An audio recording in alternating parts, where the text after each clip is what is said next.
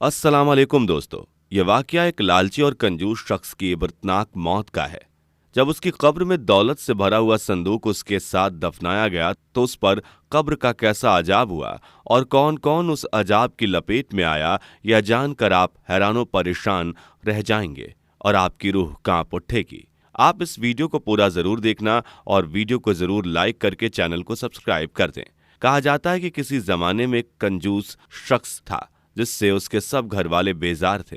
उसकी कंजूसी का आलम यह था कि घर का कोई भी फर्द बीमार पड़ जाता तो वह उसे डॉक्टर या हकीम के पास ले जाने की बजाय सबसे पहले टोटके और देसी नुस्खे उस पर आजमाता।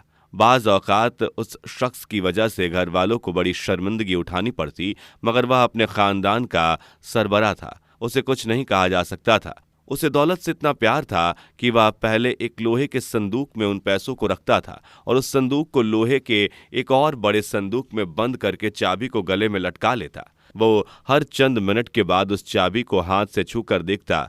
उसकी बीवी और औलाद छोटी छोटी ख्वाहिशात के लिए तरसते रहते, लेकिन वो बहाना करके उन्हें टाल देता और कहता, देखो इस्लाम में फिजूल खर्ची मना है, और हवाला देता कि पैगाम रसूल अल्लाह सल्लल्लाहु ताला अलैहि वसल्लम है कि अपनी दौलत को बिला वजह खर्च ना करो, और मैं तो इस्लामी वसूलों पर चल रहा हूँ और तुम बिला वजह मुझे बहकाती हो। गर्ज वो अपनी बीवी को अक्सर डांट दिया करता था। उसके बच्चे अक्सर भूखे रहते, फाकों में जिंदगी गुजरती, लेकिन वह अपना पैसा खर्च नहीं करता। लेकिन क्या हमेशा जवानी रहती है? इंसान हमेशा जवान नहीं रहता। पहले वह बच्चा होता है, फिर बड़ा होता है और फिर बूढ़ा हो जाता है। तो वक्त गुजरता गया और जवानी पर बुढ़ापा गालिब आ गया। वह कंजूस शख्स जिसने अपने पैसे को बहुत संभाल कर रखा हुआ था, किसी की मदद भी नहीं करता था, सदकाओं खैरात भी नहीं करता था, अपने बीवी बच्चों को तरसाता था। अब उसको फिक्र हुई कि यह सारी दौलत जो उसकी पूरी जिंदगी का सरमाया है और उसने पूरी जिंदगी जमा की है, यह दौलत इसका क्या बनेगा। जाहिर सी बात है कि मैं तो मर जाऊंगा, फिर यह किसके पास जाएगी।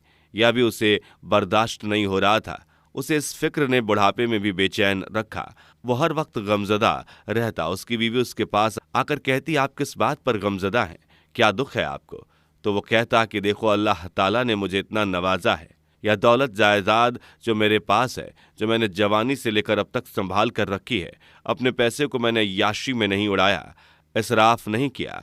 अब मैं सोचता हूँ कि बुढ़ापा तो आ चुका है और मौत तो यकीन है कि मैं मर जाऊंगा, तो यह दौलत जायदाद किसके पास जाएगी? तो उसकी बीवी कहने लगी, अल्लाह ताला ने इंसान को जब साहिब औलाद बनाया होता है तो यकीनन विरसे में वो औलाद अपने बाप का माल पाती है, और आप जब इस दुनिया से चले जाएंगे तो आपका माल आपकी औलाद के पास जाएगा। उससे यह बात बर्दाश्त ना हुई। अच्छा, मेहनत मैंने की और मेरे बेटे बेटियां मेरे पैसों को खाएं? नहीं, ऐसा नहीं हो सकता। मैं किसी को अपना पैसा नहीं दूंगा। वाह, मैं जिंदगी भर मेहनत करता रहा, इतनी दौलत मैंने जमा की, इतने बड़े बड़े घर मैंने खरीदे, तुम सबको फायदा पहुंचाने के लिए मुझे फायदा ना हो, ऐसा नहीं होगा। उसकी बीवी लाचार उसे देखती रही।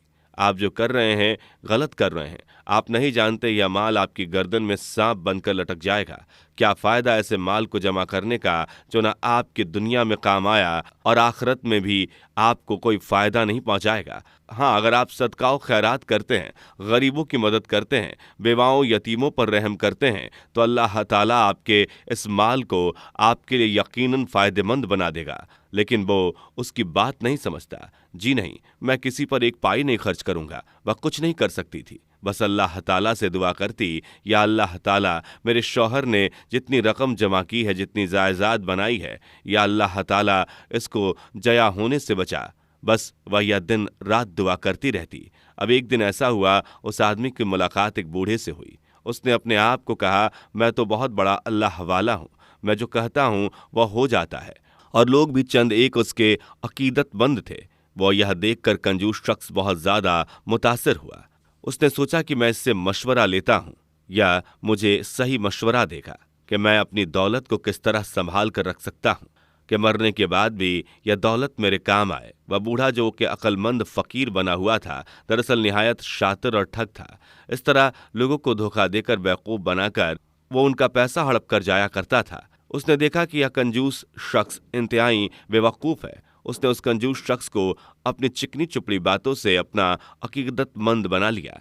उसके साथी भी उसकी बहुत हिमायत करते, जो कहते हैं वही हो जाता है, तुम इन्हीं से मशवरा करो, तब उस कंजूस ने उस बूढ़े से अपनी दौलत और तमाम हालात के बारे में तस्करा किया और बोला, बाबा, मेरी मौत के बाद यह सारी दौलत और माल सब जाया हो जाएगा, जिसका गम मैं बर्दाश्त नहीं कर सकता, जिसको मैंने उम्र भर संभाल कर रखा है। मरने के बाद क्या यह इस तरह जाया हो जाएगा?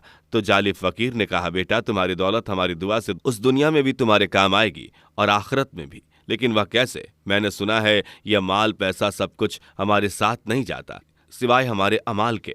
तो वह फकीर कहने लगा, हाँ हाँ, यह बात बिल्कुल सच है। तुम खुद सोचो, तुमने जिसको इतने प्यार से संभाल कर रखा है, उस महबूब चीज को छोड़कर तुम ऐसे ही चले जाओगे? नहीं, हम तुम्हें एक ताबीज देते हैं। तुम हमारा यह ताबीज अपने सरमाए वाले डब्बे में, यानी जिसमें तुम्हारे पास पैसे और वह रकम रखी हुई है, उस संदूक में रख लो और मरने पर अपने अहलो आयल और बीवी बच्चों से वसीयत करके मरना कि तुम्हारे उस संदूक को तुम्हारे साथ ही दफन कर दिया जाए। हमारे दिए हुए ताबीज़ की बदौलत तुम्हारी दौलत अगले दुनिया में तुम्हारे साथ ही जाएगी, जिसे तुम वहां अच्छे से मकासद के लिए इस्तेमाल कर सकोगे। उस जालिम फकीर की बात पर शायद कोई भी यकीन नहीं करता, लेकिन जिसकी अक्ल पर पट्टी बंधी हो और इंसान का दिल स्याह हो जाए, मोहर लग जाए उसके दिल पर, और सारी उम्र दौलत की हवस में मुब्तला रहकर जिसने गुजारी हो, तो वह ऐसे अनोखे वाक़यात पेश आते रहते हैं। लिहाजा उस कंजूस ने बाबा जी की बात पर अमल करने का फैसला किया। वह घर लौटा और अपनी बीवी के सामने वसीयत की, सुन लो ऐ बीवी, तुम्हें बहुत फिक्र है ना मेरे मरने के बाद मेरी दौलत, मेरा रुपया, मेरा पैसा, मेरी जायदाद किसी काम नहीं आएगी, जाया हो जाएगी। लेकिन अब मैं वसीयत कर रहा हूँ, मेरे मरने के बाद तुम बच्चों को लेकर अपने बाप के घर चली जाना और मेरी दौलत वाला संदूक मेरे साथ दफन कर देना। हाँ, यह भी याद रखना कि यह घर भी बेचकर इसके जो भी कागजात होंगे वह भी तुम इस संदूक पर रखना, तुम्हें यहाँ नहीं रहना। मेरे पैसों पर तुम्हारा और तुम्हारे बच्चों का कोई हक नहीं है। तुम्हें अगर यह बात समझ में आ रही है तो तुम इसको पल्लू से बांध लो। वह नेक औरत खामोशी से अपने शौहर को सुन रही थी कि किस कदर बेवकूफ़ इंसान है, यानी मरने की बात भी कर रहा है, मौत का भी यकीन है, लेकिन अपनी दौलत को छोड़ना नहीं चाहता। बीवी ने कहा, आपने जो बात कही मैं इस बात पर अमल करूंगी, लेकिन मुझे यह बताइए कि आपका यह मशवरा देने वाला कौन है? तो कंजूस ने कहा कि मुझे एक बाबा जी मिले थे, उनके बड़े मुरीद, बड़े चाहने वाले हैं, उनके मुंह से कोई भी दुआ निकल जाती है, कबूल हो जाती है।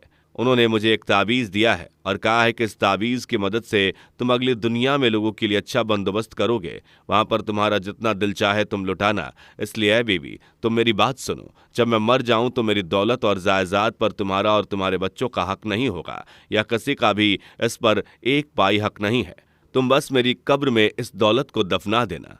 उसने सख्ती से बीवी की कसम उठाई, वो उसकी वसीयत पर हर्फ बा हर्फ अमल करेगी। बीवी से ज्यादा कौन उस कंजूस से वाकिफ था? उस औरत ने सारी जिंदगी अपने शौहर को मालो दौलत की हवस में, लालच में मुबतला पाया था और उसकी कंजूस आदत की वजह से अपनी जायज़ ख्वाहिश भी पूरी नहीं कर सकी थी। वह समझ गई कि आदमी मौत के बाद भी औलाद को इनके हक से महरूम रखना चाहता है। चुनाचा उसने वक्ती तौर पर खामोशी इख्तियार की, शौहर के कहने पर कसम खाई कि वो उसकी वसीयत पर अमल करेगी। चंद दिन गुजरे थे कि क़ज़ा आई और उस दौलत के पुजारी की रूह जिस्म से निकाल कर ले गई। कंजूस की मौत की खबर उस जालिम फकीर तक भी पहुंची, जिसने घर पहुंचकर उसकी बीवी से कंजूस की वसीयत पूरी करने को कहा। बीवी फौरन अंदर गई, उस कंजूस आदमी का वो संदूक उठा लाई जिसमें उसने अपनी दौलत रखी हुई थी, उसे कंजूस के जनाजे पर रखकर वसीयत सुनाई और कहा कि संदूक को कंजूस के साथ ही दफन कर दिया जाए, इसकी वसीयत है। लोग हैरान थे कि ऐसा लालची इंसान था, इसके ना काम दौलत आएगी ना इसकी जायदाद, उसके काम आएगी बिलबजा। जिंदगी भर दौलत की पूजा करता रहा, लेकिन देखो वसीयत भी ऐसी कि बेचारी बीवी कितने करीब है, बच्चे किस हाल में हैं, भूखे रहते हैं, फाके ज़्यादा रहे, लेकिन इसको कभी फिक्र ना हुई। लोग तबसरे कर रहे थे। तदफीन हो गई। तदफीन के बाद सब लोग घर आए तो एक समझदार रिश्तेदार ने कंजूस की बेवा को कहा कि ऐसी बेवकूफ़ाना वसीयत पर अमल करने की क्या ज़रूरत थी। औरत बोली, मैंने मजबूरन सारी ज़िंदगी इस शख्स के साथ बसर की, मैं इस शख्स के रग रग से वाकिफ़ हूँ। जिस वक्त इसने अपनी दौलत को साथ दफन करने की ख्वाहिश जाहिर की तो मैंने अंदाज़ा लगा लिया कि जिस बाबा ने इसको यह रास्ता दिखाया वही इसकी दौलत पर कब्जा करना चाहता है। तो मैंने अल्लाह ताला का नाम लेकर दुआ की कि या अल्लाह ताला, तुझसे बड़ा मुनसिफ कोई नहीं, तुझसे बड़ा इंसाफ करने वाला कोई नहीं। तो चाहेगा कि मेरे बच्चों का हक इस तरह किसी और के हवाले हो जाए या कोई और मेरे शौहर का माल खाए। इसने तो हमारा हक अदा नहीं किया, लेकिन तू सबसे बड़ा हकदार है, तू सबसे ज़्यादा हक अदा करता है।